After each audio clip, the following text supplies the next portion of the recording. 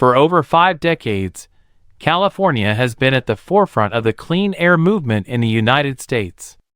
With some of the nation's most polluted cities and a history rooted in environmental advocacy, the state has led the charge on reducing emissions, setting tougher than federal standards, and pushing aggressively toward a future powered by electric vehicles. But in a single move, former President Donald Trump has signed 3 resolutions that strike directly at the heart of California's long-standing authority to regulate vehicle emissions, setting the stage for a political and legal clash that could redefine America's environmental future. These resolutions effectively dismantle California's plan to phase out gas-powered vehicles by 2035, a policy that had placed the state on a fast track toward widespread EV adoption. They also terminate federal support for California's efforts to retire older, polluting medium and heavy-duty diesel trucks.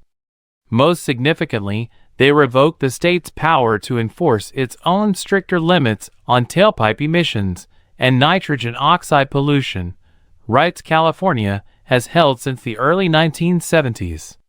The decision not only rewinds years of progress, but also signals a sweeping challenge to state-led climate action. President Trump, who has long opposed California's environmental autonomy, claimed the move as a win for the U.S. auto industry. At a White House press event, he stated, "We officially rescued the U.S. auto industry from destruction by terminating the California electric vehicle mandate once and for all."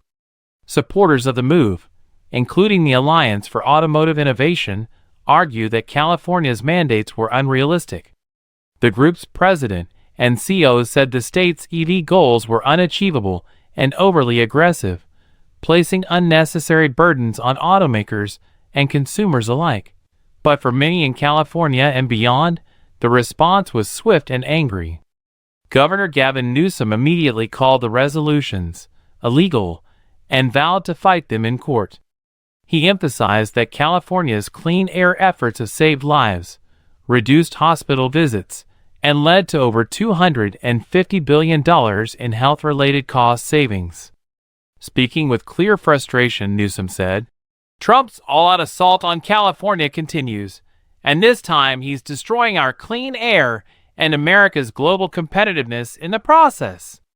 California Attorney General Rob Bonta also condemned the federal rollback. In a strongly worded statement, he said, "The president is busy playing partisan games with lives on the line and yanking away good jobs that would bolster the economy, ignoring that these actions have life or death consequences for California communities breathing dirty, toxic air."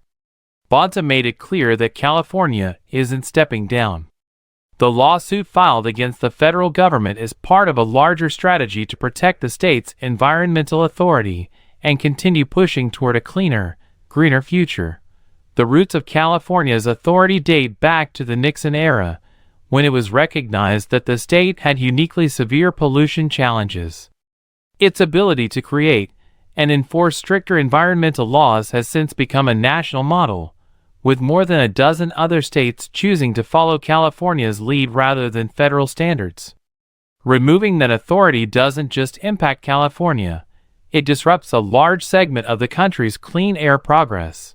What makes this confrontation particularly significant is the scale and urgency of the climate crisis. California has long argued that its policies not only reduce emissions, but also stimulate innovation, create jobs, and improve public health. State leaders argue that rolling back these policies harms both the environment and the economy, especially at a time when global trends are shifting toward electrification and cleaner energy solutions. The timing of the resolutions is equally impactful. As carmakers like Tesla, Ford, GM, and others invest billions into EVs, and as global markets demand cleaner transportation, restricting the most ambitious clean vehicle program in the U.S. could put American manufacturers at a disadvantage. California's electric vehicle mandate wasn't just about the environment, it was about building a competitive edge in a rapidly evolving automotive landscape. For residents of California, many of whom already live with the daily consequences of air pollution, this political move feels personal. Cities like Los Angeles, Bakersfield, and Fresno routinely rank among the worst for air quality in the U.S., and state officials argue that relaxing emissions rules directly threatens public health. The environmental benefits of reducing emissions, fewer asthma attacks, lower cancer rates, and cleaner skies, are not abstract values for these communities.